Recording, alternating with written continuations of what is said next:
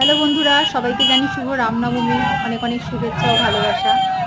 আজকে আমাদের এখান দিয়ে সর্বমঙ্গলা মন্দির থেকে রামনবমীর একটা শোভাযাত্রা বের হয়েছিল, সেটারই কিছু ভিডিও আপনাদের সাথে শেয়ার করি। দেখে ভালো লাগলে অবশ্যই কমেন্ট করে জানাবেন।